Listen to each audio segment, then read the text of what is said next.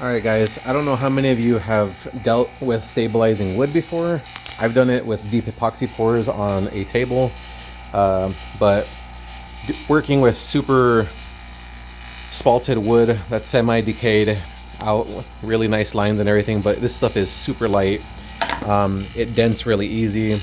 It's really really tough to get something with a deep penetrating epoxy all the way through all the pores of that wood. So after doing a lot of research, I came across this stuff here, cactus juice stabilizing resin. Essentially what you do is you get an activator, pour it in here, shake it all up.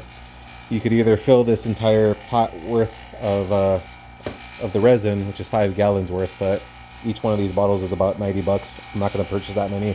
So in order to save money, I got these containers, poured this with the wood inside. You turn on your vacuum chamber or vacuum pump and it will suck out all the air from the vacuum chamber, followed by sucking out the air from the wood itself. You can kind of see the bubbles still coming out there. So the air comes out of the wood, and in turn the epoxy is being sucked into the or not epoxy, the resin is being sucked into the wood itself. And the process of this one here took almost 2 hours. So right now we're about 30 minutes in on this piece here, but you could see it's still sucking in all the air.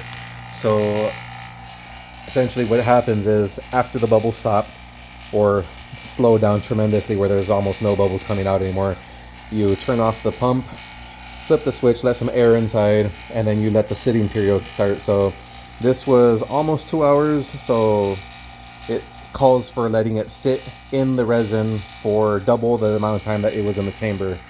So after this has sat for 4 hours, because it was almost 2 hours, you will take this out, let it drip out whatever is able to drip out on a rack like this, similar to like the cookie sheets, and then you bake it into an oven. It's recommended not to use a house oven because it will stink up your house, but I don't see any smell yet, so we will see.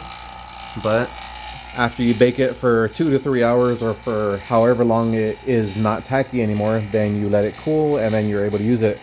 But check this out. I mean, look at that grain, all those nice spalted lines. It's hard to believe that that started off as something like this piece here. That's going to be a real pretty piece for the new project.